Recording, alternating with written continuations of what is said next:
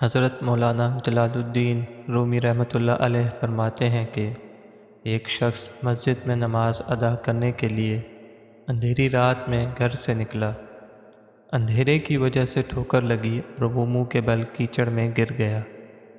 کیچڑ سے اٹھ کر وہ گھر واپس گیا اور لباس تبدیل کر کے دوبارہ مسجد کی طرف چل دیا۔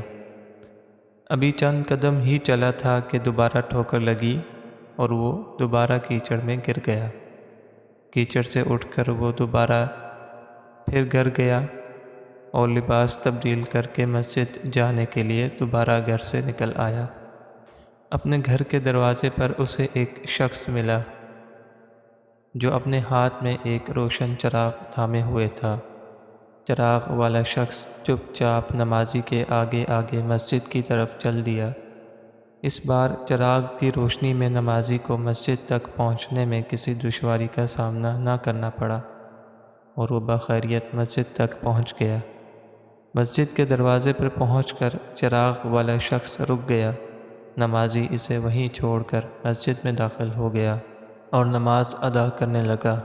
نماز سے فارغ ہو کر وہ مسجد سے باہر آیا تو اس نے دیکھا کہ چراغ والا شخص اس کا منتظر ہے تاکہ اسے دوبارہ چراغ کی روشنی میں گھر تک چھوڑ آئے۔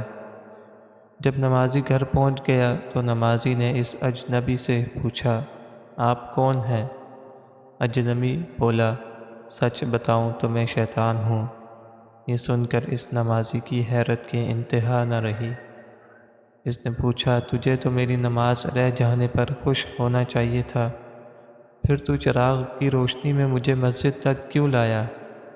ابلیس شیطان نے جواب دیا، جب تجھے پہلی ٹھوکر لگی تو اللہ تعالیٰ نے تیرے عمر بھر کے گناہ معاف فرما دیے۔ جب تجھے دوسری ٹھوکر لگی تو اللہ تعالیٰ نے تیرے سارے خاندان کو بخش دیا۔